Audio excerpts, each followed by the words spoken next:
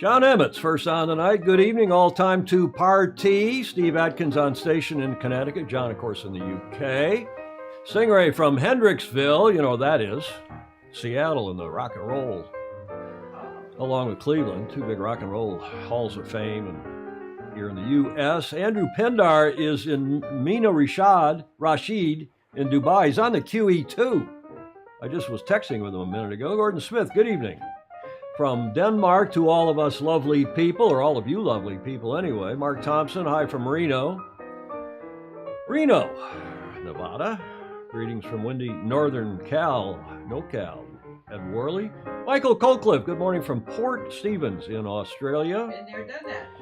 Yes, remember your mic's not up, so you want me to turn your mic up? Now you can comment on these croutons too. Oh, John thank Emmett, you. what on earth is the notification about stars? I don't know, that was new. I saw that, John. Give us stars. Jody Shields, if flies cannot fly upside down, how do they get on the ceiling? This one is beginning now. Welcome.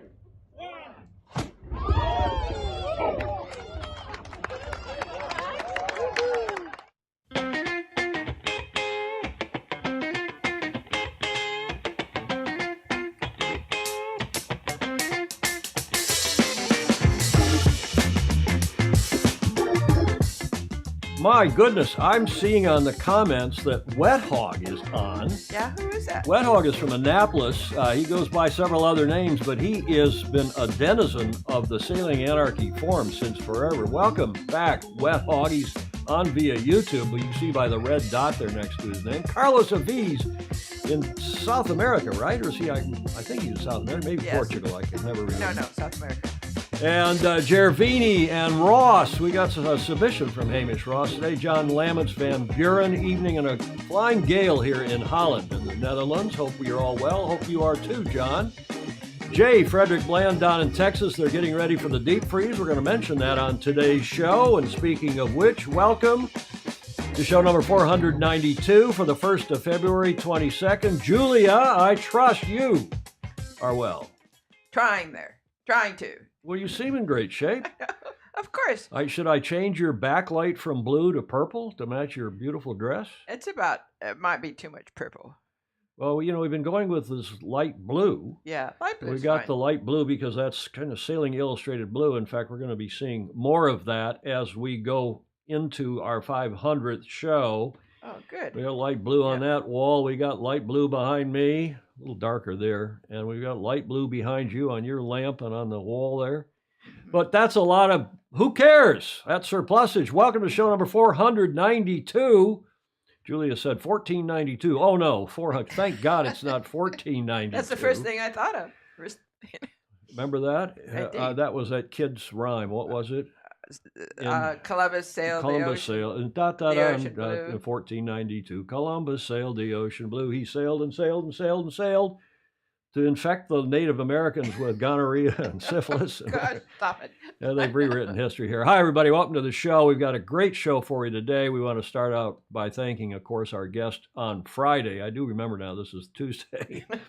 Our Fozies, Peter and Sandy Taylor. Peter was our guest. They're from New York City, from Manhattan. He gave that wonderful... It was terrific. Wasn't it? Yes, absolutely. Wonderful report about frostbiting at Larchmont Yacht Club in New York, just up from the city, just before you get to Connecticut. One of the prestigious, great yacht clubs, oldest yacht clubs in this country. If you missed that, go back and have a look, because it really was a terrific show. We want to thank John.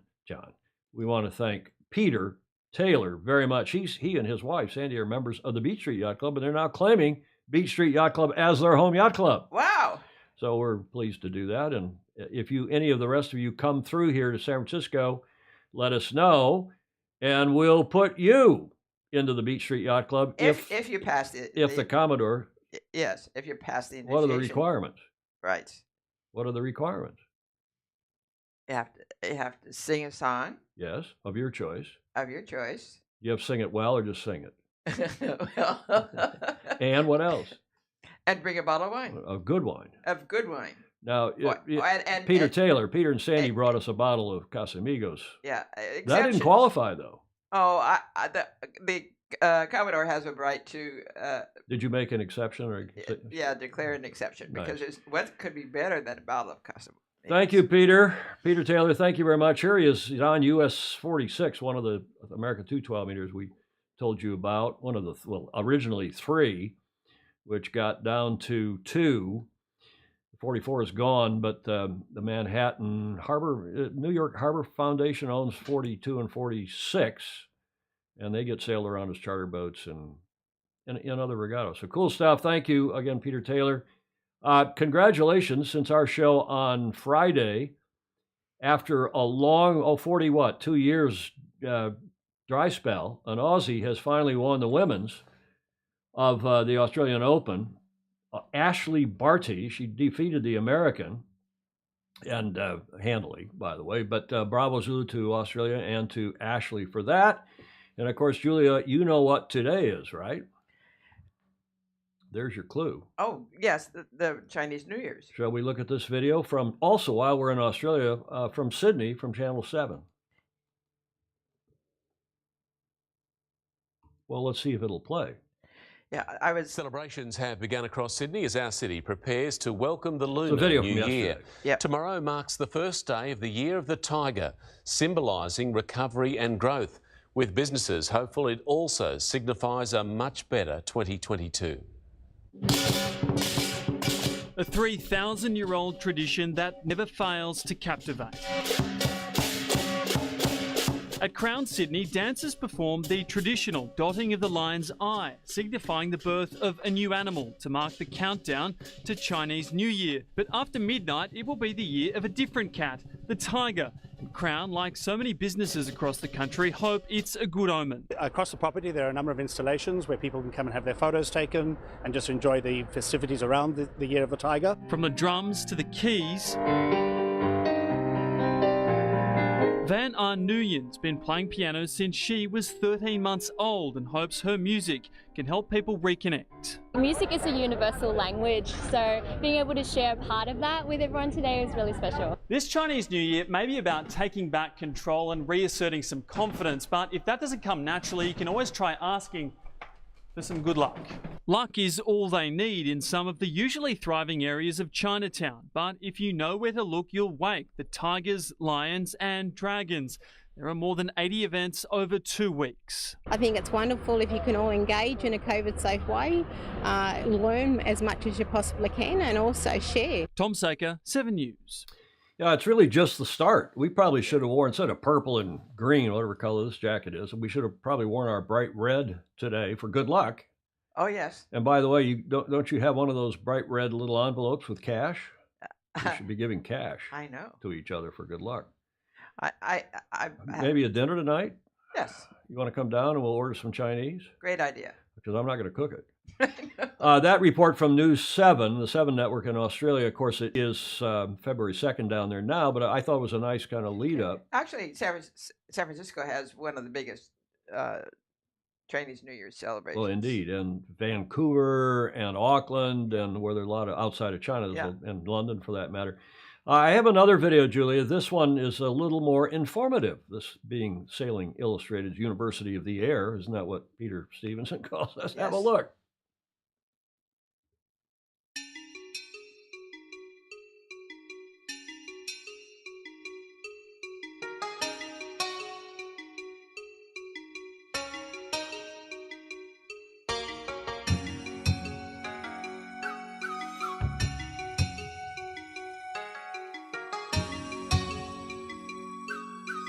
I guess I'm supposed to read this because people are doing work and they don't watching. Yeah. Different countries celebrate it differently, including Vietnam, where Vietnamese New Year is called Tet. Well, it's actually in April. I don't think it's this time of year.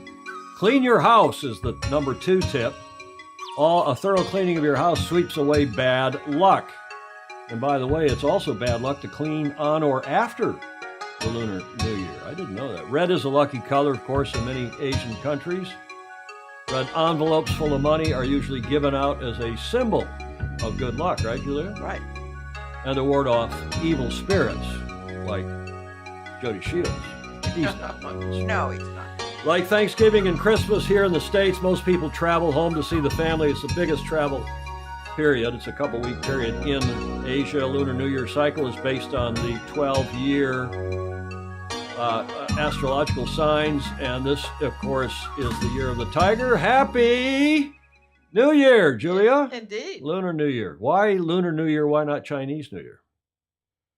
Because it's not just a Chinese New Year. It's lunar. It's based on the loon, Yes. the moon, right? Right. Now, you saw in the comments, I should stop there before we get into this because there's so many comments. Ken Saban in Toledo. Hello, everyone from Toledo, and happy to say waiting on the biggest snowstorm in a long time since 78. Yeah, they're after getting whacked in the Northeast over the weekend, a couple feet of snow in some places, they're now going to get whacked in the Midwest and the Great Lakes. So Ken and Clark Chapin and my mother stand by. Exley wants to know if he can post his address here to get red envelopes. Emmett says you can do it now by WeChat, which is the Chinese version of what? Chinese version of what, John? Tell us. It's kind of a combination of what? Twitter and and what else? Yeah. Well, those various other social media, the Chinese version. Maura Stevens, hello to you, Maura. Good afternoon from a sunny and cool. It's -4, but at least it's sunny in Halifax, Nova Scotia. David Corman, hello, David. Long time. He's from Milford, Connecticut. Julia, who else is on here? I think we mentioned Don Lunabos up in Sonoma. Hey, from Lago Vista, Texas, Alan Long is saying, what's the drinking word today? John Emmett is reminding people to head over to Sailing Illustrated's Facebook page. That's where all the comments, most of them are anyway, they aggregate there. They also aggregate on YouTube. But if you're on my page, as a couple more and more people are watching it on my page, they just see it there and are reminded on my personal page. We're going to massage that as we get towards show number 500. Peter's photo montage, Gordon Smith is saying, Peter's photo montage was really well done. He was also a great co-host. A lot of people commented, Julia, about how they liked the co-host. Yeah, and he was a particularly good one. He has new and accurate and interesting comments. Exactly. No, we appreciate him very much. Magnus Wheatley is on from Cowes, from the Isle of Wight, East Cowes to be specific. And Clark Chapin is also talking about the snow that's coming their way in the Great Lakes area. Greetings from about to be stormy Michigan, where we remember the immortal words of our late President Lyndon Baines Johnson, LBJ. Sometimes you just have to hunker down and take it like a jackass in a hailstorm. Speaking of hailstorms, not a hailstorm, but it is going to be cold down in Texas, down where J. Frederick Bland and Jonathan Frank are, really cold for their part of the world. In fact, 70 to maybe more percent chance of average below temps there, as you can see in the blue down here in Texas and on the Gulf Coast, and Houston and so on. Florida, too. That is crutonic, I think. That thing looks crooked. Isn't that crutonic? Yes. Let's straighten that out. Is that better? Oh, yes. That's better. But it's going to be cold here. Well, it's warmer down here in the very southern part of Florida after they've had a cold week. But everybody talks about the weather and doesn't do anything about it. But there is something cool that's going on here, thanks to Jonathan, the aforementioned Jonathan Frank, because they have a lot of, it's a huge shipping. All the oil tankers come in there, and that's also a big port. And a lot of these guys and gals on these ships show up, and they're used to warm weather. They don't think they're going to be in cold weather. Right. So look at this cool thing that Jonathan's involved in Houston. And what they're doing is gathering coats for seafarers. In a lot of seafaring cities, there's even one in Newport, Rhode Island, the mission to seamen seafarers, and they're gathering jackets so they can give them out. And he says, just before we went to air, coats are desperately needed at the Seafarer Center here in Galveston, down on the coast from Houston. Galveston is a safe haven and a home port for any and all mariners who pass through our city. The recent cold snap has depleted our ability to hand out warm coats to those mariners who need them. If you have any coats or jackets that you are no longer using, we sure could use them here at the center, whether it's now or in future. The address, website, and contact information is on the card, which he included with his Facebook post. Please contact us with any questions. Thank you for your consideration and support. You can find all that information at www.galvestonseafarers.org, www.galvestonseafarers.org. Galveston Seafarers with an S Center.org. Thank you for that, Jonathan. Well done, Bravo Zulu. And I think, Julia, I got to return some stuff to Amazon. When I go to the UPS store today, I'll send some coats down there too. God knows we got coats all over the place that I no longer use or don't need or whatever. Welcome again to show number 492. I also hope you like that intro. I've changed, and by request from several of you, I put now the sort of the show notes, the chapter notes, the what would you call it? Index. The index for today's show as our opening slide. So not only does it show up when you all sign on in that 90-second countdown, but it'll also show up as the cover image automatically on the videos when they are available for replay. And you can take a screenshot of it and refer to it throughout. Well, and I've done it also more or less exactly in the order that the segments show up, so that you can have some idea where in the show the segments are And you can go back. without doing a lot of work. Starting line. It's time for the starting line here. Another shot from San Francisco Bay. One of the few we actually use in the show other than that, those shots from the bridge. The NARS. The NAR class here, the Woodies out in front of St. Francis Yacht Club. Bravo Zulu to last time probably for the RORC's transatlantic race. Thanks again to Mr. Dr. Andrew McIrvin, who appeared from down there in Grenada at the finish and gave us a quick update. But that was almost a week ago now. He's been back, 3 or 4 days, maybe 5 days, back in the UK.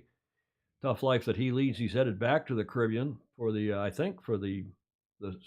Caribbean 600. The Roaring RORC is Magnus called them, the end of that 3,000 nautical mile race from Lanzarote to Grenada. And they have now had the finish of the Classics division. The winners are Martin Westcott Swan 57. That's an S&S design. Now, I had to learn how to pronounce that, Julia, that Spanish word. Equinoccio. It's not like Pinocchio. Equinoccio is how you pronounce that in Spanish, or at least in South American Spanish. That boat is from Chile. In fact, they're going to sail on. They got caught up in the pandemic, ended up then saying, well, then we're here in Europe, caught up in the pandemic. We might as well race to Grenada now that things are opening up. And now they're going to continue sailing after winning this race, this division. Going to continue sailing to Chile, which, of course, means going, I guess, through the canal and down and around. Now, do you know what equinoccio means in Spanish? No. See if any of our brilliant foesy are erudite, smart. Equine is horse. I mean, equine. Equine. Equine is Latin for horse. That means equinox. Aha. Oh, of course. Equinox in Spanish. Monica would know that. Equinoccio. Well, they spelled it with 2 C's in the Monica's talking about it. Horse nose. It means time for a beer. He's the funniest guy on here. Exactly frozen lizards in Florida, John Mangino. They're falling off the trees as they were last weekend's iguanas, but they don't have any jackets. But they don't need Phil them. Walker is saying what? They don't need them because when they warm up, they just pop back to life. Yes, right. Well, they're cold-blooded, right? Yeah. So that's right, exactly right. Julia, well, you and all the rest of these people are so smart, including Jody Shields. It's time for a beer. So bravo Zulu to the Classics winner. Clark Chapin says, I thought it was Spanish for ivermectin. Monica, I'm saying that right? Equinoccio is how I went to the pronunciation. They're playing possum, Mangino's saying about the lizard. Okay. Viva Chile for the IRC Classic Division. Martin Westcott's S&S Swan 57. Equinoccio won the IRC Classic Division for the RORC's transatlantic race, having completed the race in an elapsed time of some nice time, 16 days, a little more than 2 weeks, 18 hours and change. They are returning home to Chile following the race after the boat became stuck in Europe during the pandemic. And we feel, this is a quote from Martin Westcott, the owner, we feel so proud about this amazing crew. It was really tough racing. I think we really deserve this trophy. We raced as hard as we could. The crew had a wonderful time in Lanzarote.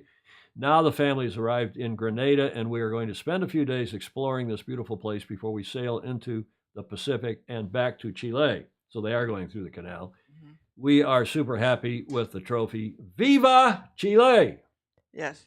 Well, Nice thing. Chile, was it who was wearing the Chile Chilean. What? yacht club hat? Yes, good point. That was Peter Taylor had Oh, yes. a Chilean hat on the other day for Yeah. his segment. Okay, there's Monica Diaz, another comment. It's invierno, the spring equinox. Invierno is spring, autumnal, otoño in Espanol. Otoño? Otoño is autumn, I think, in Spanish. I only took it for, I don't know, 8 years in school and then lived there for 8 years. So you would think it comes back with a little practicar. Yes, it does. You have to practice. Bravo Zulu also to Tech 2. They came from behind in the standings. Had a great start in the Sunday's finale and the final race down in Sydney in the New South Wales 18-foot skiff championships. Tech 2, team of Jack McCartney, Charlie Wyatt, and Lewis Brake became the 2021-22 New South Wales 18-foot skiff champion when they dominated the fleet to win Sunday's final race, race 8 of the series, on Sydney Harbour. After trailing the leader Noak sailing over the first 2 legs on Sunday, the Tech 2 team showed its superior down. They were really, I watched the video, a lot of it, really quick downwind, and that boat speed to grab the lead at the bottom mark of the first lap, and from that point was really never in danger of defeat. This is a match race early on in that race against their, who was the leader, their arch rival here going into that final race. That's Yandu. Remember, we featured them on the show last Friday. So not beautiful shots from these, all from sail-world.com, from their Australian editor, whose name escapes me. There's the final standings. Tech 2, Yandu, Noak Sailing, Shaw and Partners, Fisher and Paykel, our Rag and Famish Hotel, Harry Price's team. Harry didn't sail. I'm not sure why. They dropped down to 6th, and the rest of the 21-boat fleet. Terrific racing. I commend it to you. Bravo Zulu to this team. Jack McCartney, Charlie Wyatt, and Lewis Brake on Tech 2. And I think if you have a spare minute and are, especially here in the northern climes, are keen to see some sailing, go to the YouTube page of the 18 Footers TV. That's their YouTube channel, 18 Footers TV. All of these 8 races, they're a couple hour races. They're all featured there. You can scroll quickly through them. Beautifully done, nicely commentated, and so on and so forth. They're really fun to watch. They are really fun to watch. Now, what a watch.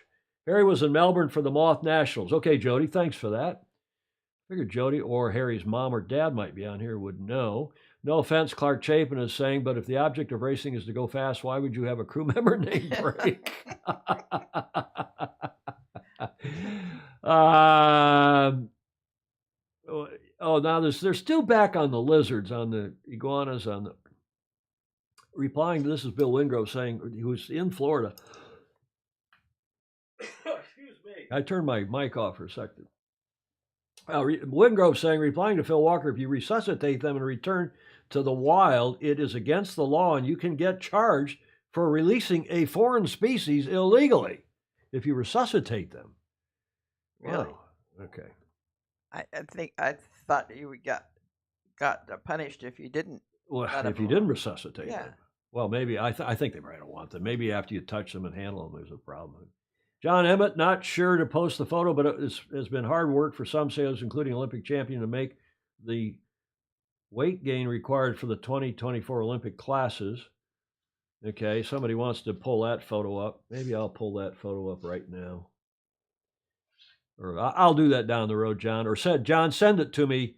Would you pull that photo up and I'll post it? I've got a mechanism now for taking photos live during the show and putting them up. That's pretty quick and prompt. We're almost a half an hour in, Julia, 25 minutes in already. Welcome to show number 492. Again, if you're just joining us, lots of different topics from all around the world in our International Yacht Racing News, Views, and Notables show that we go with every Tuesday and Friday at 2000 UTC, which is here on the West Coast in San Francisco. From whence we originate is noon this time of year. It'll be 1 o'clock when we go back on daylight savings time. The IQ foils we told you about had their international games in Lanzarote with over 100 riders.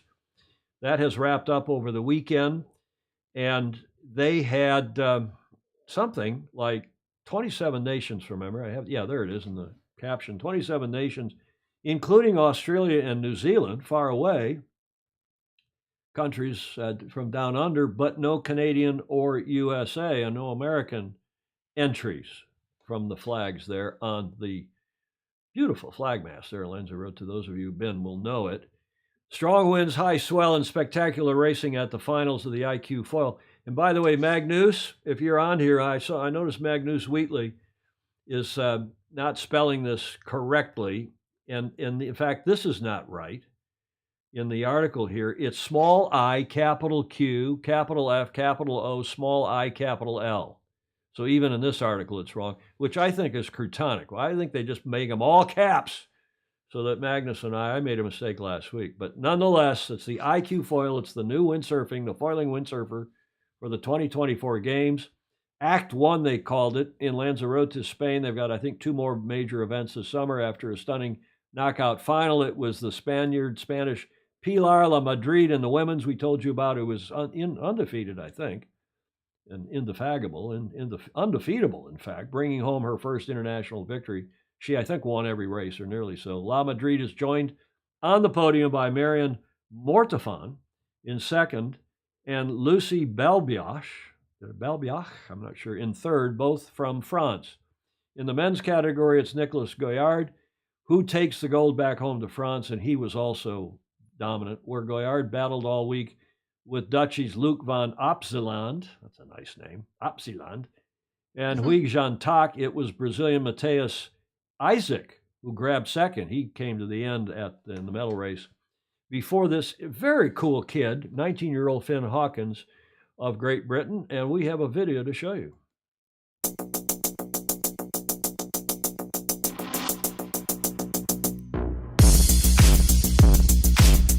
Finals day here at the IQ Games Lanzarote. With the forecast only showing 5 knots, no one expected much of the medal series. However, none of this turned out to be true. With strong winds and high swells, the medal series could not have been more exciting. The quarterfinals had the bottom 7 racers from the competition's top 10 fighting for 2 spots onto semis. Ladies quarters saw the French team Marion Mortefon and Lucy Belbeoche moving onto semis, and once there, they replicated the results and went all the way to the final to meet Pilar La Madrid. Men's quarterfinals might have seen 2 big names not making it through, Luc van Opzeland and Huig Jan Tak. But this allowed Mateus Isaac and Finn Hawkins to make it all the way through semis and straight into the final to meet Nicolas Goyard. On the final race, Pilar and Nico showed that they came to Lanzarote to win, and they absolutely killed it, setting a strong and fast pace and not giving their contenders a single chance to take their top spot.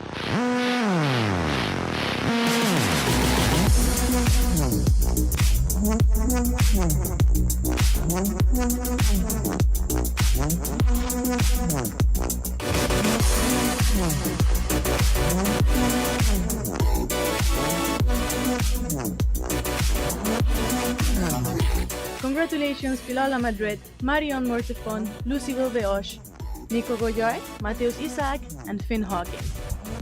Also congratulations to all the winners and to all competitors for their great performance. See you all next year. Nice video. Yes. And bravo Zulu to them all. I'm glad we covered that, and several of you encouraged us to do it, including John Emmett.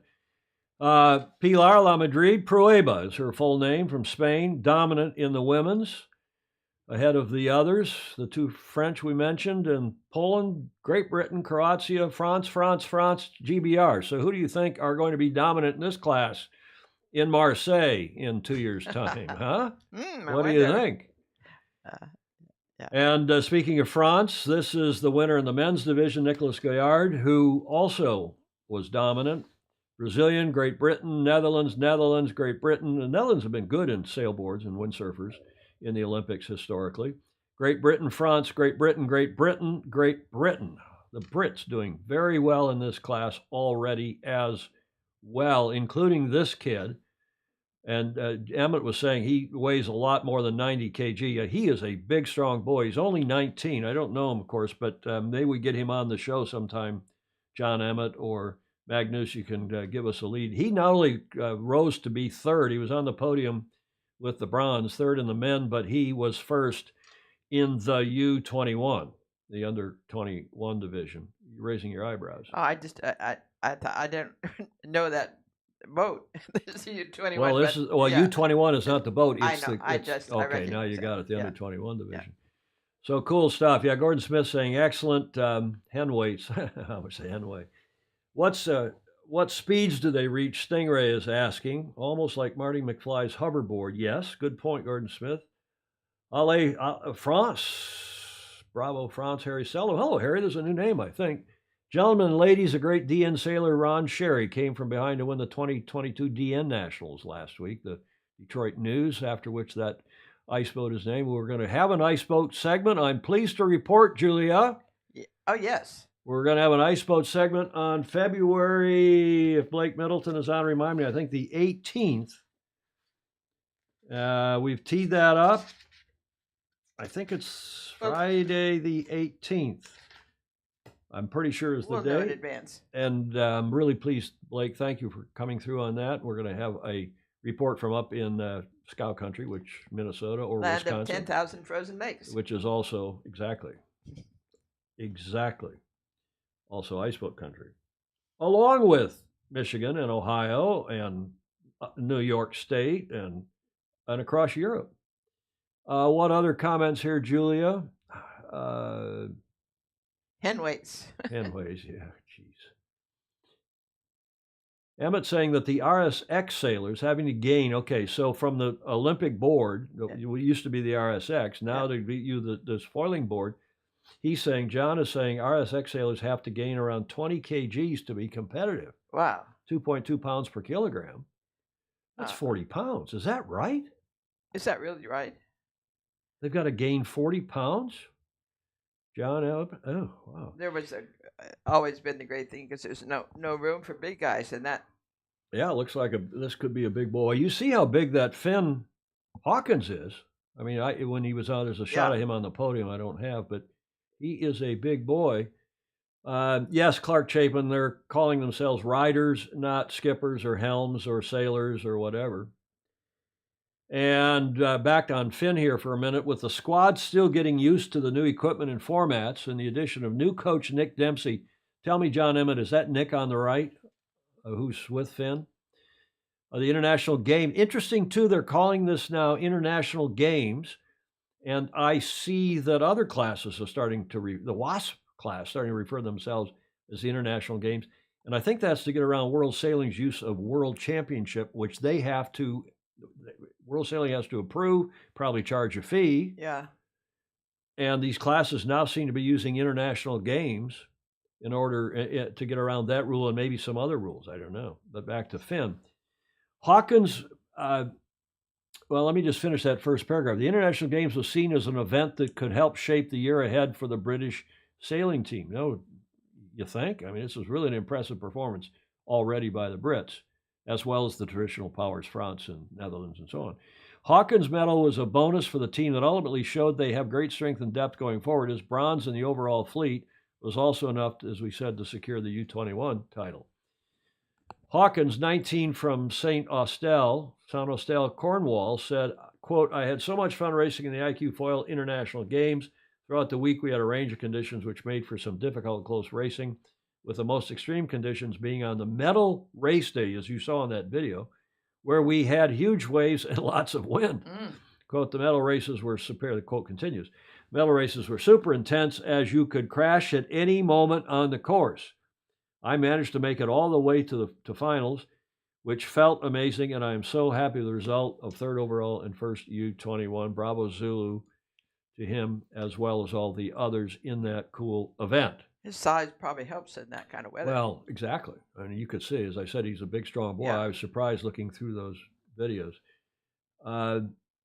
What other comments here? Now would be a good time to show the photo I sent you, Emmett is saying. Where is it, John? Is it in WhatsApp? See if I can get this up here. Oh, Yeah, he sent it. It's in WhatsApp. Okay, so here it is. Oh, wow. Wow, oh, wow. Is that the same guy? Look at this. Ooh, That is apparently the same guy when he was doing the previous windsurfer to where he is now. Look at that. I don't think that's healthy. Well, it's like who knows? I mean, probably It's the hair it's that's the change. Yeah. that's weighing him down. Yeah. Boy, you have to be dedicated to do that. Yeah, John, they want to know if you sent that from number 10 Downing Street. Yes, that is Nick Dempsey on that photo before. I'll go back to that. Where did I have that photo of Nick Dempsey? That is the British coach, who's obviously doing a hell of a good job, at least so far. So that is John confirming that is Nick Dempsey. And Emmett is saying, I think the IQ foil will be better for 95 kg. Same for kite surfing. It is the 470 male helms, lightweight men, which may have lost their place at the games. The retrained fin sailors, J. Frederick Bland is saying. 20 kg is 44 pounds, 2.2 pounds per kilogram. AYC is training in team racing. What is AYC, James Bland? Groundhog Day tomorrow, taking bets. On what? On who's popping up. Look at that, Julia. That makes me sad. Who are those? Emmett will put in the comments if he would. That would be great. Tell us who that is. But I guess when he won the Olympic gold medal. Oh, so that's what's his name from the Netherlands, right? Won the gold medal in Japan in the RSX, and now to where he is. Wow. What does John Emmett think about that?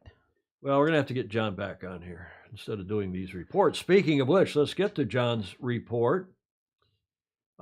We're calling this the Master Mentor segment with our Olympic Supercoach John Emmett, and he is saying train hard. If you do train hard, you can sail easy, which I thought was a great theme. Let's have a look at his report today.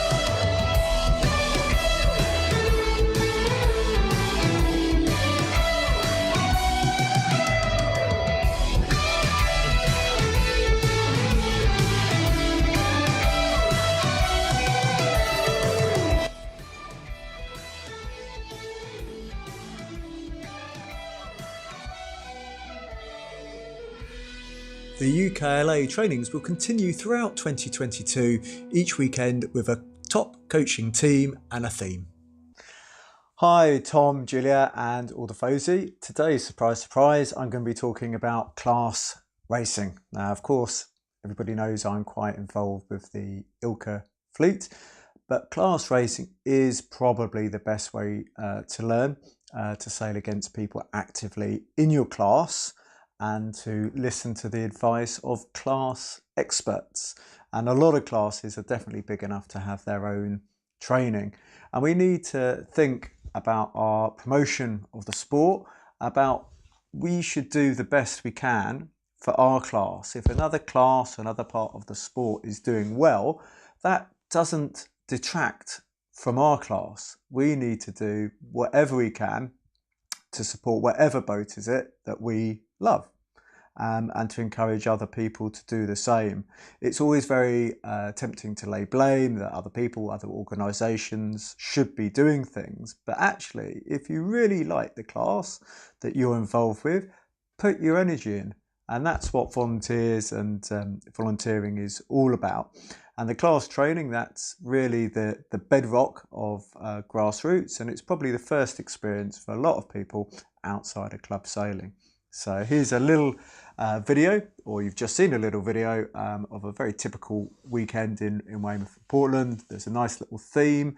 So it does feel a bit like a squad with the sailors making progress each and every weekend. So have a great show. Thanks, John Emmett. And I think, Julia, remember we did that PR seminar where we had Bernie Wilson on as a journalist. And Bernie, by the way, is on his way to Beijing now to cover the Olympics, obviously. He's going to have a good report. Well, I've been texting with him back and forth. He is there now. It's a long flight, and he's already, taking selfies with various athletes. And he's such a terrific writer. He's writing for the Associated Press, getting to cover the Winter Olympics for a change. I'm not sure he's covered many Winter Olympics. But remember, we had Bernie tell us in one of our shows, here's what we as professional journalists, writers want to have. And then we had Talbot Wilson on from St. Petersburg Yacht Club, who is a consummate PR guy, telling us what he thinks we should be doing as journalists and how we can help do a better job selling our sport and spreading the good word about regattas in our clubs and so on. That was a very good. So what Emmett's report has just this morning when I was watching it, what I think we should do now is soon we should schedule probably a Zoom call and have everybody come on that wants to and spread your ideas about building at what John's talking about, your One Design fleet. Yeah. Clark Chapin, who has been chairman of U.S. Sailing's One Design Class Council, lots of other people have been involved in building fleets, large and small, boats large and small. Yeah. And I think that would be something we could do for the sport, whether you're in Australia, New Zealand, whether you're in Europe or anywhere in between, to help build fleets. I hope you all agree with that. John, thanks for inspiring that. And let us see, Ed Worley saying that's a great idea. Gordon Smith saying, yeah, another nice spot, John Emmett.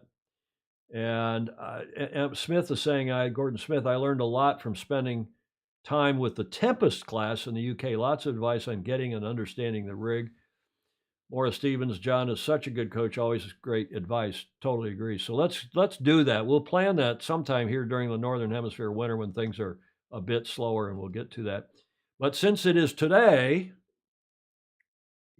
Lunar New Year, China, I thought we should also recognize John's wife, Li Zhu, Lily, she's better known, who won the gold medal 2012 at the London Games, in Weymouth. And here in this photo with her coach and now husband, John Emmett. Bravo Zulu to them both. It is a nice picture, isn't it? Yeah. And Lily, of course, is in Beijing at the Winter Olympics, covering it for both in English and Chinese for various networks. So John tells us. They've been apart a long time, so I hope they haven't forgotten what each other, I know. what shall I say, looks like. No. Right, John? Now, you may have seen this on my Facebook page. This picture that appears to be from the Daily Mail in the UK of John in front of number 10 Downing Street.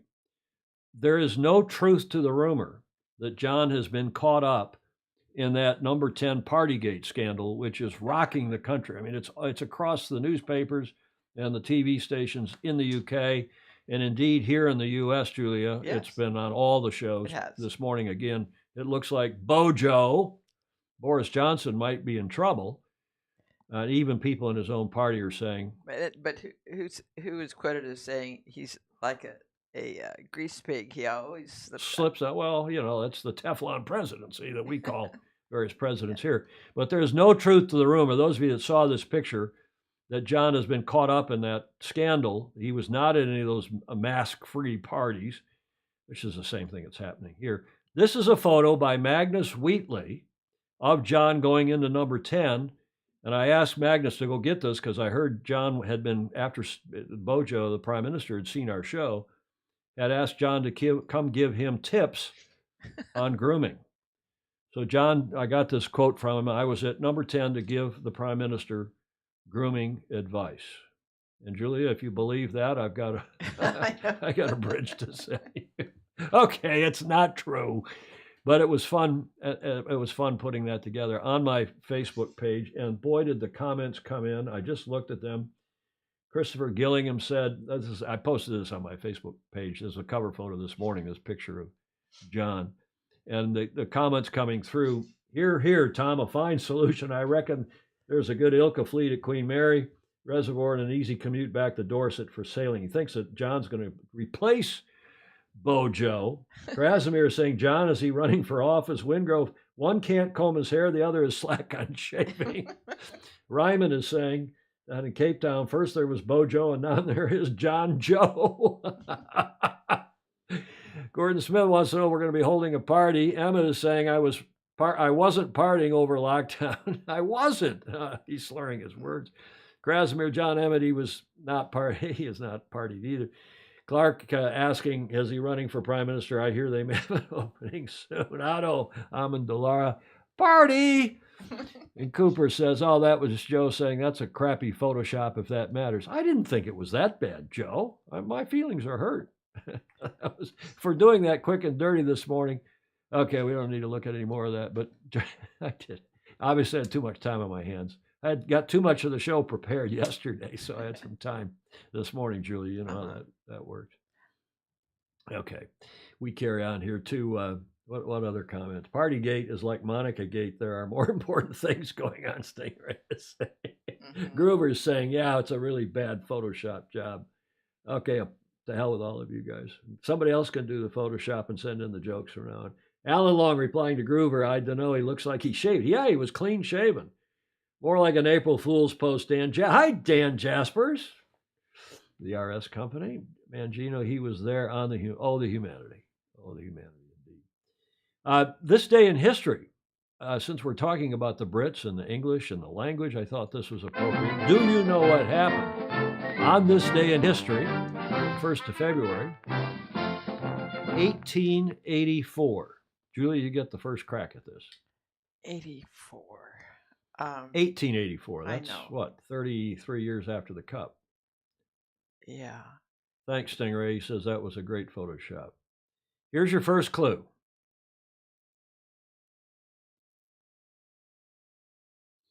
Where's David James? He usually gets these things right away. Literary, common, colloquial. There in the middle. Must be a dictionary. Well done, Julia. And she didn't see this in the tech check. Which dictionary? There's a clue. Here's another clue. Bill Haynes, Cincinnati. Congratulations, by the way, Bill, if you're cheering for the Cincinnati Bengals, who defeated our team, San Francisco Crutonic 49ers. But yes, well done, William Haynes. On this date in 1884, the first edition of the Oxford Dictionary, not quite, well, the first, what do they call it? Farcical. Edition. Because it took them a long time to get the whole edition out. Yeah. Here's a little video to tell you what happened. I guess I have to voice this too. The Oxford Dictionary debuts. Didn't get published, the whole thing. The first portion, or fascicle, I guess you pronounce that. That's a good word. Of the Oxford OED is published. The OED is considered the most comprehensive and accurate dictionary of our language, providing a detailed chronological history for every word and phrase. Plans for the dictionary were conceived by members of the London's Philological Society back in the early 1800s. Estimated as a 10-year project, it took over 40 years, can't read, until 125th Pascal in 1928. 20 volumes weigh over 137 pounds and would take one person 120 years to type it all. Today, the dictionary's second edition is available online to subscribers and is updated quarterly with over 1,000 new entries. That courtesy of iHeartRadio, that nice little pitch. Walker is saying, does it include Fosse? Well, Fosse probably not, but there's a lot of other Fosses. Does it have a Crutonic in it? It may. We'll have to check that out. Haynes is saying, sorry, I'm in Independence now, so Chiefs and 49ers were, oh, that's nice to hear. Sorry about your Chiefs, too. Yeah, I know, me too. Gosh. What's a bangle? Hamish Ross is asking. I don't know what a bangle is, but it's a good thing. Jasper's got it. A lot of people got the OED ultimately. Gordon Smith, a bunch of bright people on here. Bengals embrace it. Well, it's something else too. So we go back to the story, to the Oxford University Press, which has been around for hundreds of years. The Oxford English Dictionary is the principal historical dictionary, as we saw in that video, of the English language, published by Oxford University Press. It traces historical development of the English language, providing a comprehensive resource to scholars and academic researchers, as well as describing usage in its many variations throughout the world. But yes, there is a nautical connection here. Work began on the dictionary just 6 years after the first cup in 1857. In fact, the year that the deed was finally deeded to New York Yacht Club in the trophy. But it was only in 1884, on this day, that it began to be published in unbound, I hope I'm pronouncing this right, fascicles. Looks like icicles or testicles. As work. You can shake your finger. Well, it does. I mean, how else would you pronounce it? Yes. As work continued on the project under the name of A New English Dictionary on Historical Principles, founded mainly on the materials collected by the Philological Society or Philological Society? Phil, right? Uh-huh. In 1895, the title the Oxford English Dictionary was first used unofficially on the covers of the series, and in 1928, the full dictionary was republished in 10 bound volumes. In 1933, the title, the OED, fully replaced the former name in all occurrences and its reprinting, yada, yada, yada. More supplements came out over the years until 1989 when the second edition was published, and it's been online, by the way, since I think 88. We're going to hear some more about that in a sec, and they're working now on a third edition. You know, there are some 6,000 people employed at the Oxford Press. That's Oxford amazing. University Press, 6,000 people. And the way they started doing this, each word, each little somebody, they employed volunteer readers or went through and, you know, who's the most quoted person in the OED? Anybody know that? Shakespeare. Yeah. Shakespeare. And they took little like Post-it notes and they wrote every occurrence of a word that they thought might be new or might have a different meaning than what, and they posted these Post-it notes all over the place to gather all the historical and you know, contemporary meanings of the various words. Deal. So I had to reach out to Hamish, who's on here, to Dr. Hamish Ross, our Fozy from New Zealand, an AC historian. And I said, now, Hamish, he knows full well that the OED is the official document, official dictionary for the America's Cup. That's fairly recent. We wrote that in 1992 in case there was any questions of interpretations. The late, great Dr. Stan Reed and myself, when we were running the 92 Cup. Oh, I didn't know that. It's not in the deed of gift. Yeah. This thing is, you know, this thing came out as the deed of gift was happening. But what we have since done and all the protocols since then, we use the OED as the final arbiter if there's any disagreements, of course, the courts. If there's any disagreements over words. So I asked Hamish to write something about this, he being the cunning linguist that he is. Come on. If I can say testicles in a show, I can say cunning linguist. English has many parents: Celtic, Latin, Saxon, Germanic, Old Norse, French, as well as the influences of empire picking up words from foreign lands, and more recently, international media, films, music, and social media. People like us saying Crouton. It is a language constantly on the move. When we are writing a rule for the America's Cup, a defense and challenger can hinge on a single word and its meaning. Millions of dollars are at stake, as well as potential sporting immortality. There is only one comprehensive dictionary, the Oxford English Dictionary. When it went digital in 1988, it instantly became more accessible. To nail down the meaning of a word, Cup rules people turn to the OED as this was very clever choice of words by Hamish, as the oracle. Yes. And when he sent that to me this morning, I texted him back. I said, okay, that's very clever. Because I won't go into it, but we did a lingy by getting to the OED better than a lingy did.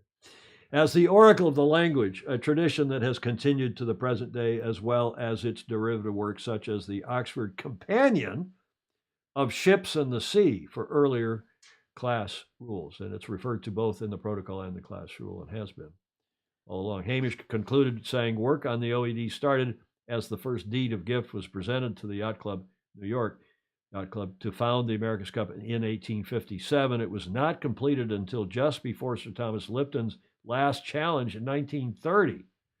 Think about that. That was Lipton's 5th challenge. But it is never really finished because language, like life on Earth, is perpetually changing. Even now, work is underway on new words entering the language. Just think of the language of COVID we now use. I was hurt that Hamish didn't say, let's think of the words that come up on TFE Live. That's right. We can add that. You think we should write and add that? Yes. I think we should too. Okay, what are the comments on all that? Alex Hayworth, it's now the online version of the OED, which means the words in the protocol boat rule can stay the same, but the formal definition can change overnight when the online version is updated. Good question. And there's back and forth now. It's always fun, Julie, to go back and read the comments, right? Absolutely. What other comments are here? Stingray saying, when I got my first computer, an ancient home-built box that ran the first version of DOS, I made my mother type in the entire OED for me so I could win across her. Oh, great. She's still there. Yeah, right, Stingray. Oh, Stingray. What? 80s chick band. Well, how about bow chick, Alan Long? There's a word that we have come to use in the sport, meaning a bow person, a bow man who is a lady, right? Right. Did Samuel Johnson not produce his own dictionary? Yeah, there have been other dictionaries. There's an Australian dictionary. I don't know if there's a Kiwi dictionary, but there's an Australian OED or a version of it. In the dictionary, oh, there is World on Water. There's Jeff coming in from Sydney, Jeff Waller. In the dictionary, it states there is an H in herbs as opposed to herbs. Bill Wingrove saying, who's in Tampa, St. Pete, he's saying Tom Brady retiring is all the news we're hearing around these parts. Tom Brady, the famous American quarterback who played at college, the University of Michigan. He's a Michigan man. He's from the Bay Area originally. He retired, the GOAT, the greatest of all times. Tom Brady is retired. But, we can't talk about American stuff all the time. Thanks, Hamish, for that little historical tip. That's fine. On the end of this day in history. But while we're on Hamish, talk about a natural segue, I thought we should go to this regatta. Julie, you know what this is? You know what that red and white lighthouse is? Yeah. That's on the way out to the Hauraki Gulf. It's Rangitoto to the right, and this is the 182nd edition of the Ports of Auckland Anniversary Day Regatta. The 182nd edition was run yesterday on the 31st. Of course, it's now Wednesday down there in Auckland. If you only do one regatta, make it this one. Celebrate the birthday of the city of sails, that is Auckland, as hundreds of vessels take to the water under sail, steam, and paddle power in one of the world's biggest and most historic, see, I didn't pronounce the H, Jeff Waller, historic one-day regattas. And this is from Wikipedia. This is from 1889, a print of an Auckland anniversary regatta. You got the wakas out there. You've got everybody, tall ships. What a fantastic scene if you've ever been there. Yeah. On Auckland Day, which was, well, yesterday. They have two big, this is the end of their kind of summer, like our Labor Day weekend. They have Auckland Day, the anniversary day, which was yesterday, and then this coming weekend is Waitangi. I guess they call it Waitangi. It looks like I always try to. I like the Waitangi Day. The certificate. Hang on, Waitangi Day, which is you know what that is? That's New Zealand's national holiday, Waitangi Day. Did I say that? I pronounced that wrong. Sorry, you were saying, Julia? I like the Registrar of Copyright Rights. Yeah, I'm probably breaking it here, although it's probably long since out of copyright. But we have some photos from this regatta, the first of which took place in 1840, so 11 years before the first America's Cup, and has grown to become one of the largest single-day regattas and is the oldest sporting event in New Zealand. The number of boats entered in 2008 was 400, which I always have to make a reference to New Zealand, to Australia, which was then compared to the Sydney Australia Day Regatta entry of only, they didn't use only, but 120, gives an indication of the magnitude of this event. The size is particularly interesting when traditionally the prizes have just been the honor of winning. As a yachting event, it predates the more prestigious America's Cup by 11 years. And courtesy of Richard Gladwell, our Fozy, we have some photos from Monday's regatta. And I can't begin. If we had Hamish on here, he could tell you which one is his boat, which one of these other classic yachts and modern yachts, but we mostly have classic yacht photos courtesy of Richard, our Fozy and terrific journalist there. What a beautiful event. They obviously had a nice day. Had some, originally it didn't look like there was going to be a breeze, and it breezed up pretty well. Look at this. Mm. They have matching crew shirts. I know Hamish's group does too. A2 and A7.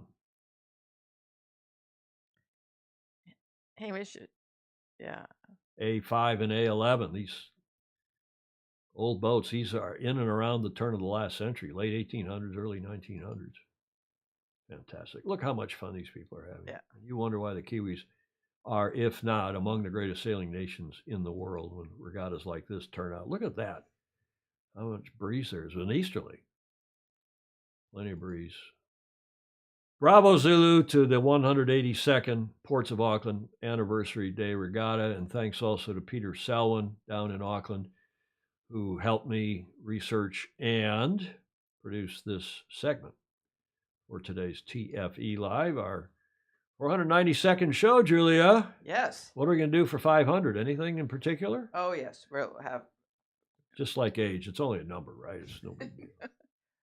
We're going to send fireworks off the We are. Auckland Bridge. Shoot fireworks here and off the Auckland Bridge.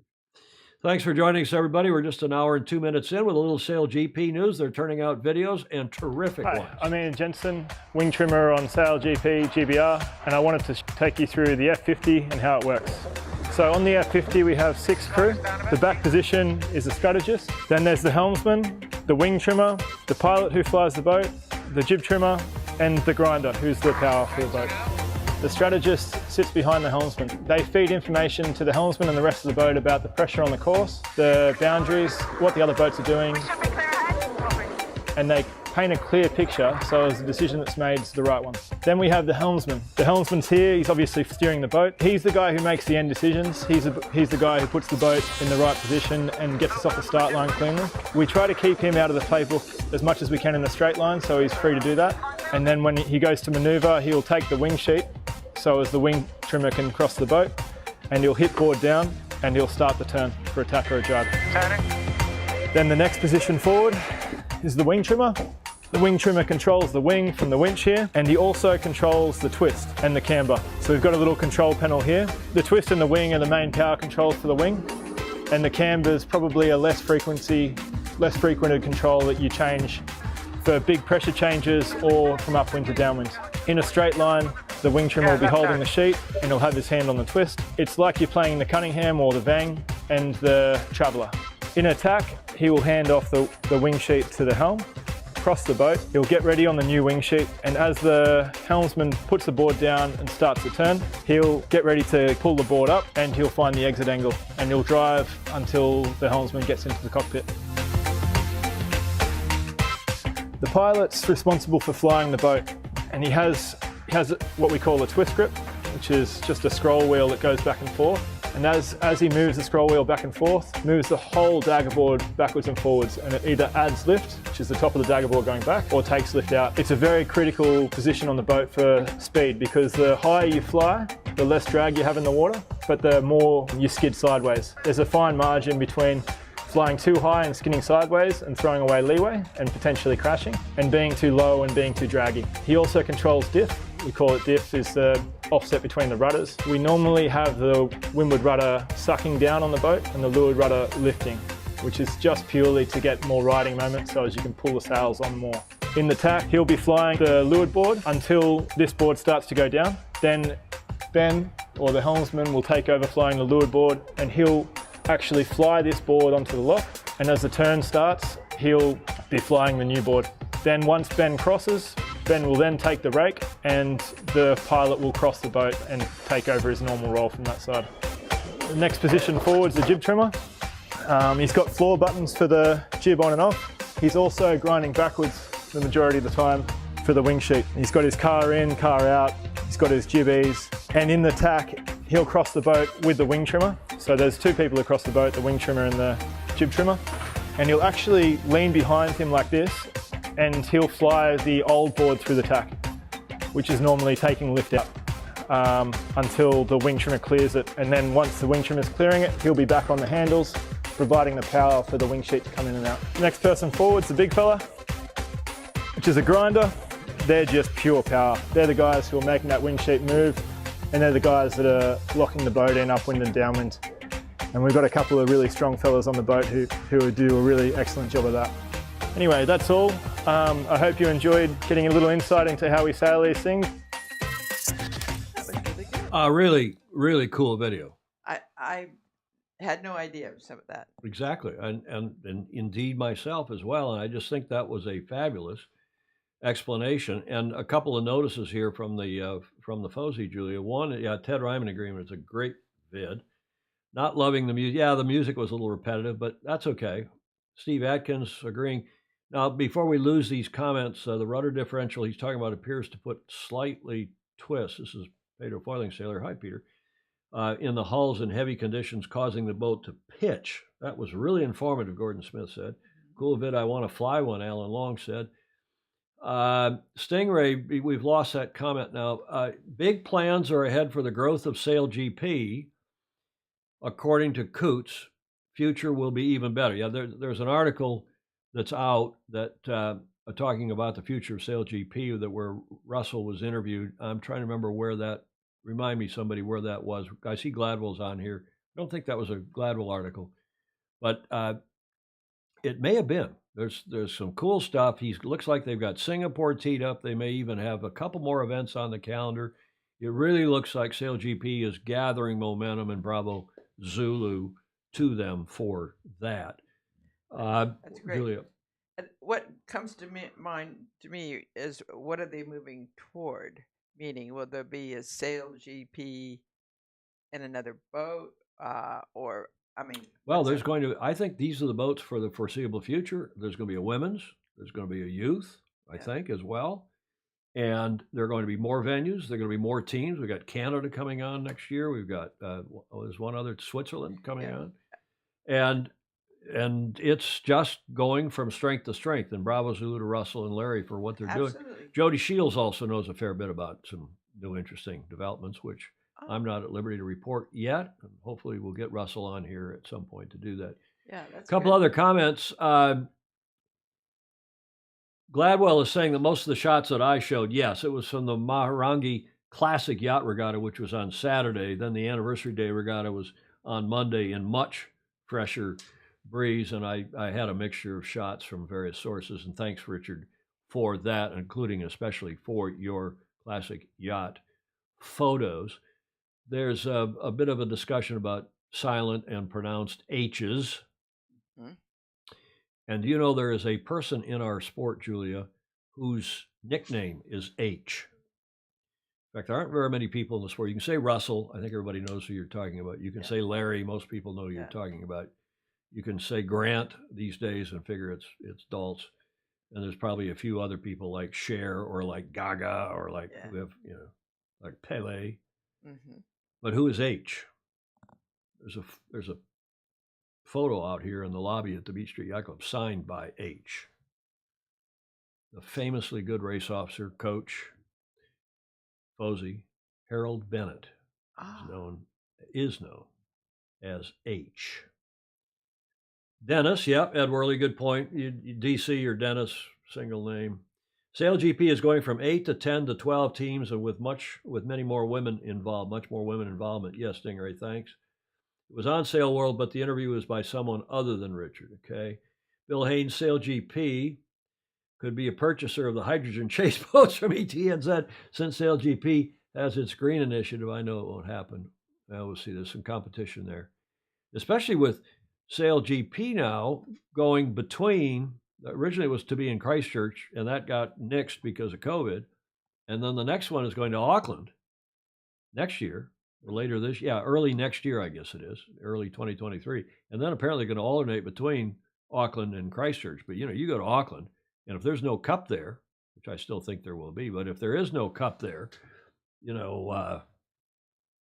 that's going to put a lot of pressure. Yeah. With Russell coming to town with SailGP and, big show, and there's no America's Cup here. And really informative video. Indeed it was.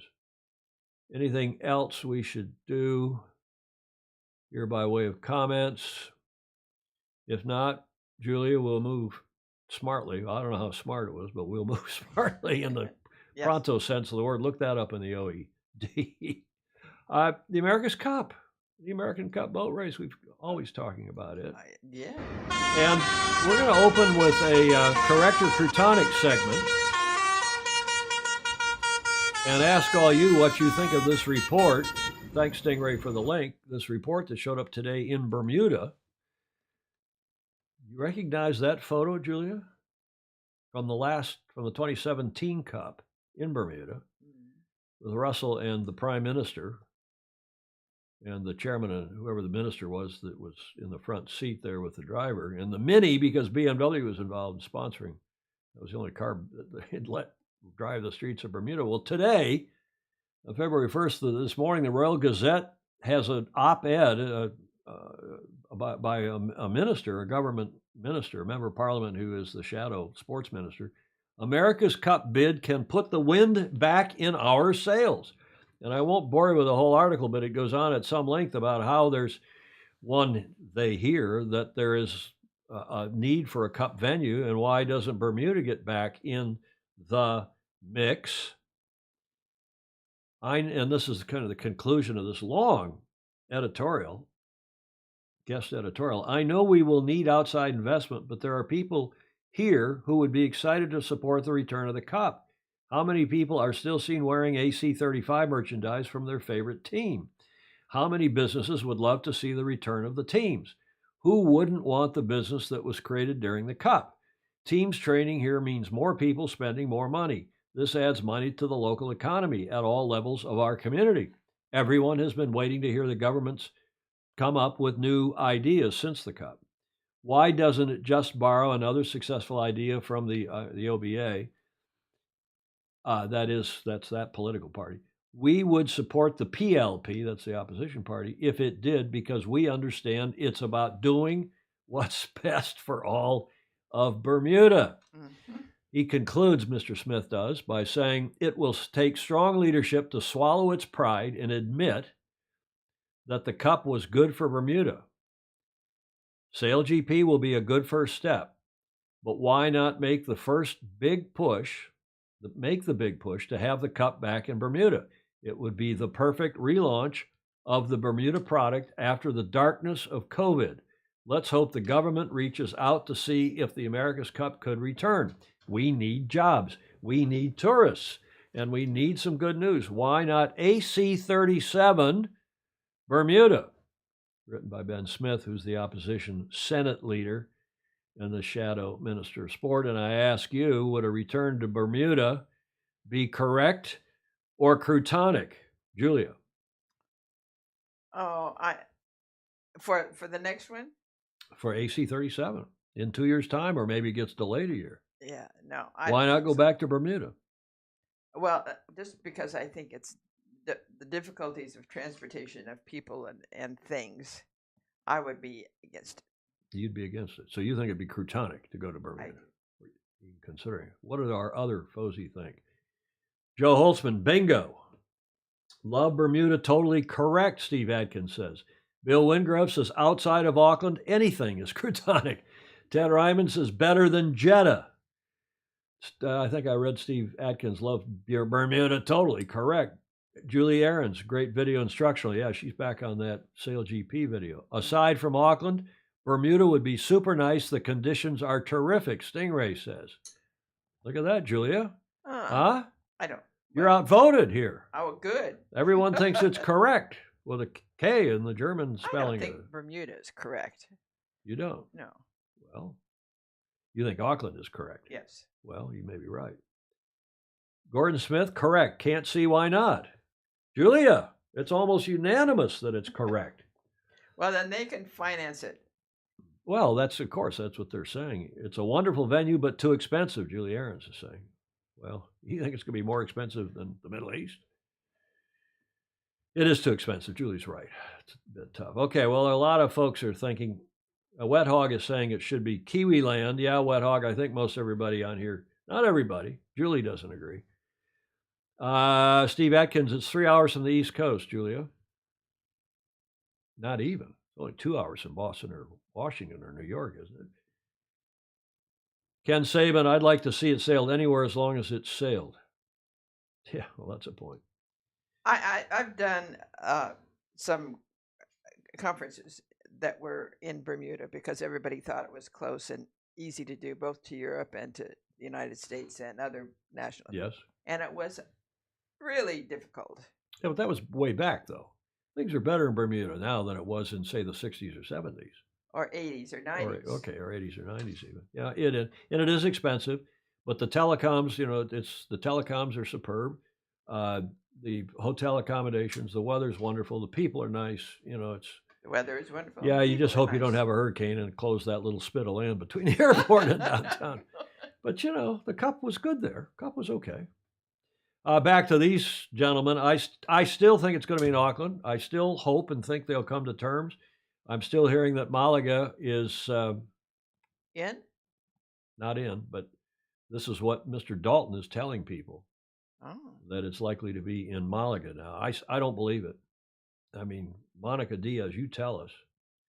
I don't know. And I still think these gentlemen, including the retired judge, Sir Edmund Thomas, who I've said on the show that one hears that he's still very serious about pushing in the courts or otherwise to keep the cup in Auckland. And we'll see if that happens. Jeddah, if they go to Jeddah, I think there will be all sorts of court action in New Zealand and elsewhere. I think people realize that. I think Mr. Dalton realizes that.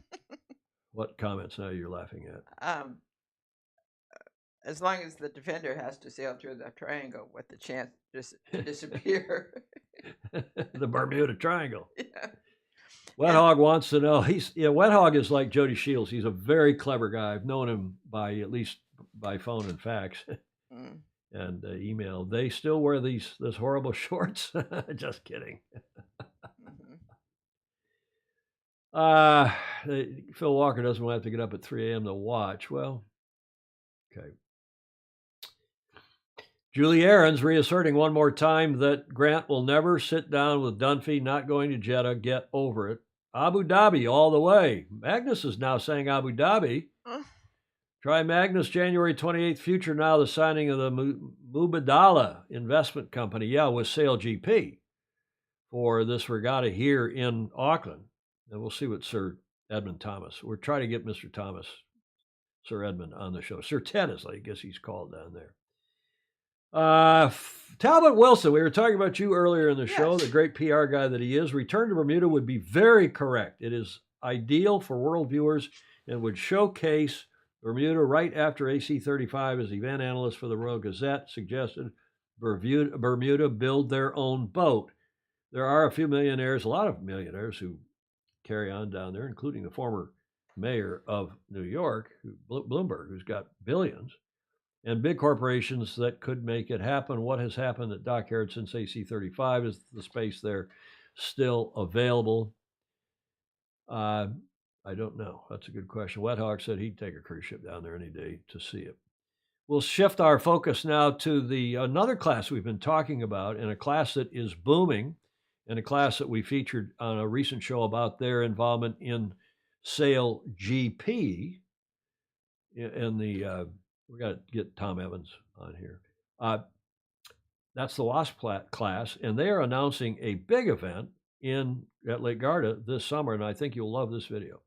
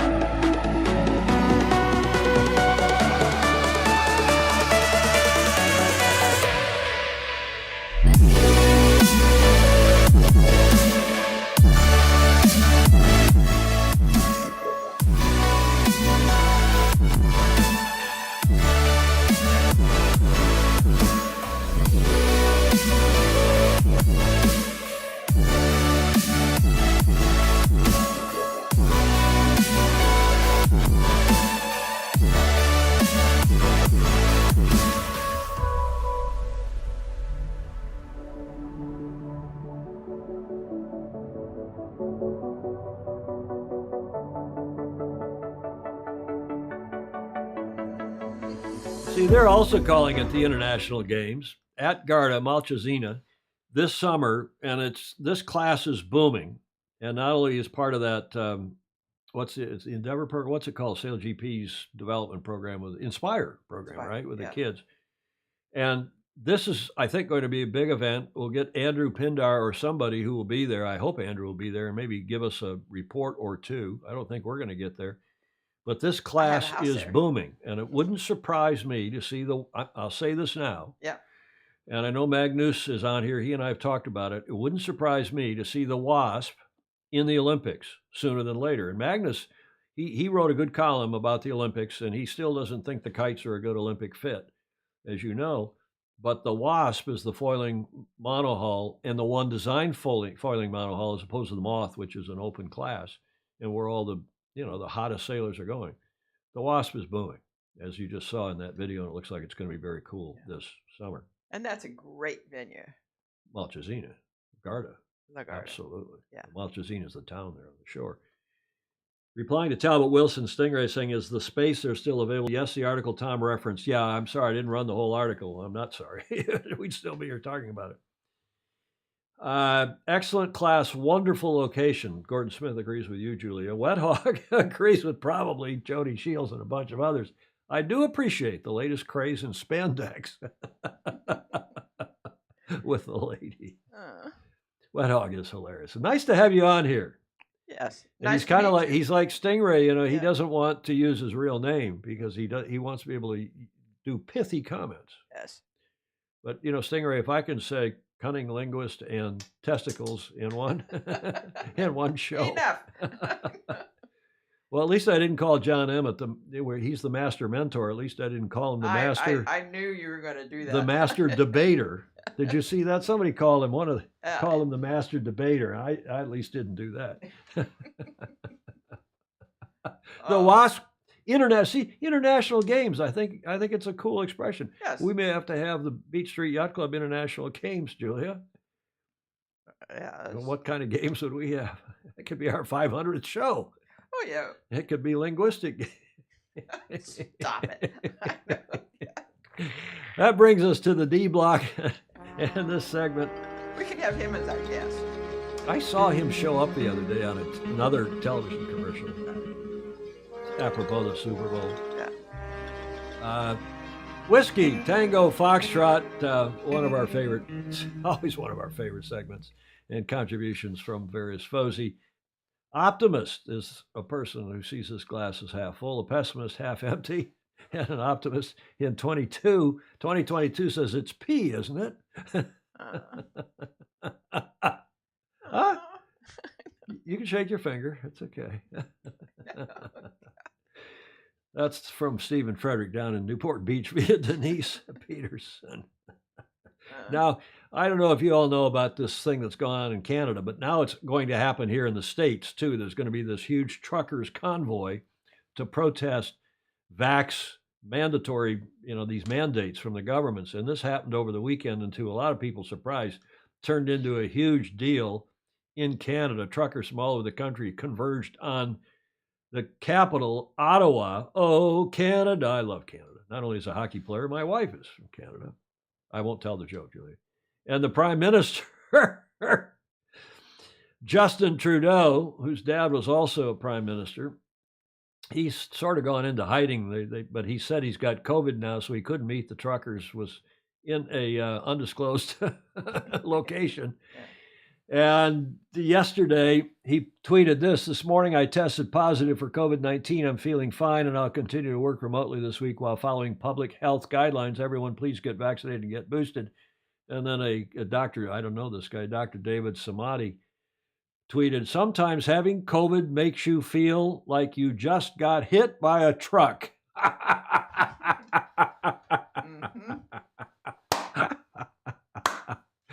And I'll tell you, this is dominating the news here now. Like you got the Bojo news in the UK and right. A few other things. Stingray saying 90% of American and Canadian truckers are double vaxxed. This is a tiny minority just making a bunch of noise. Okay. Well, I think everybody's, whether they're vaxxed or not, Wet Hog saying that means all those. I'm glad Wet Hog's on here. All those bad trucker movies from the 70s will get reboots. Justin with his COVID beard. Marcos Feinstein is on. Yeah, trucker convoy now apparently in the States. We'll see. Thank you to Mario Schumann who sent that, Julia. And you can, good. if you didn't like that, you can wave your finger at him.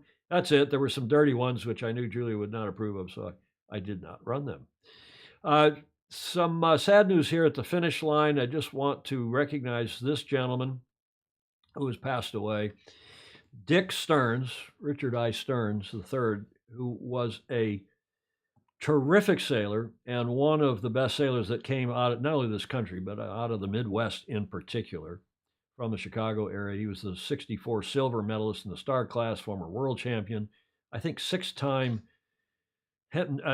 Western Hemisphere champion in the star class, and on and on and on. But Dick Stearns, who was a dear friend back in the day, I haven't seen him in years, but he, champion sailor and marine industry innovator, died peacefully with family members at his side on January 25th at his home in Delavan, Wisconsin, which is a nice lake where they no doubt are ice boating and sailing year-round. It's a huge sailing lake, one of these lakes in Wisconsin. He was 94 years of age. Dick was one of the best sailors to ever come out of the Midwest. He grew up on the south side of Chicago, in kind of a tough neighborhood, as did Larry Ellison.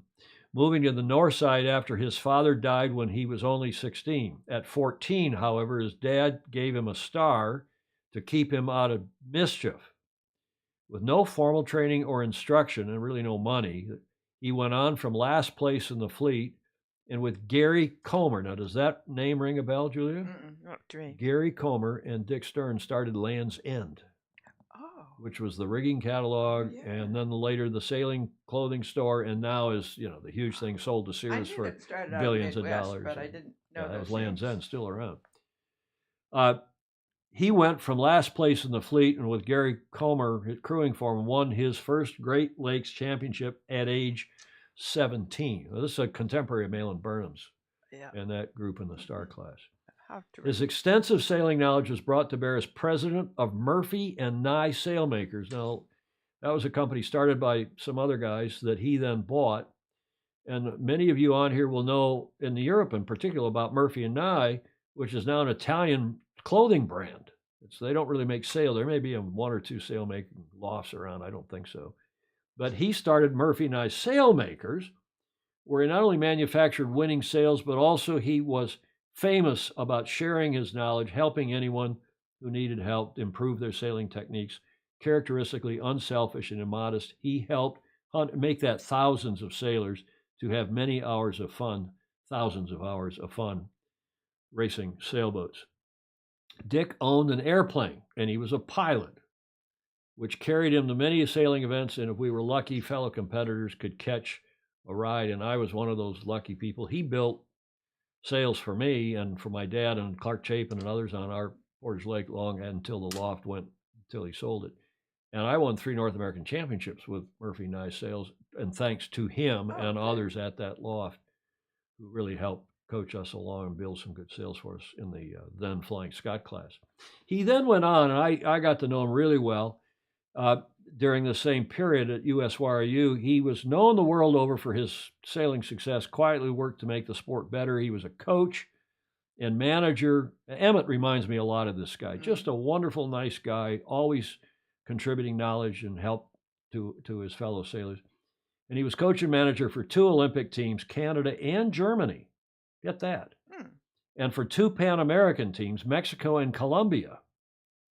Then he served as chairman of the U.S. Olympic Yachting Committee for 8 years, from 68 to 76, when I got to know him well, besides his sail making for me in that same period. He was a member of the U.S. Olympic Committee Executive Board for 5 years. He was elected a VP of USYRU, which is the precursor to what is now U.S. Sailing.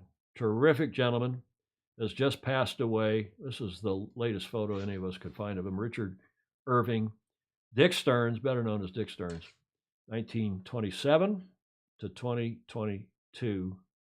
May he rest in peace. Nice story. Thank you. Nice story. Nice guy. I had Murphy Nye on my OK dinghy when I was a kid, Ken Saban in Toledo is saying. He built sails for the Interlake also. Yet Joe Holtzman is saying he built sails for virtually every class. Lightnings, thistles, snipes, and so on and so forth. Just a terrific guy. He will be deeply missed. Okay, that's it for us. Julia, your witness. Yes. We are learning more and more that Facebook is honoring our likes and follows and shares, so keep it up. Thumbs up, comments. We get plenty of comments. You don't have to worry about comments. Like that bell, click the bell for the when we are live, give you the notification. I'm going to take that slide out. Everybody knows to do this. And we really I'm not going to take this out because we really do appreciate and need the support on Patreon. Support us via patreon.com/join/sailing illustrated. Give us $1 or $5 a month or even more, as some of you do, which we are deeply appreciative. Julie, any last comments?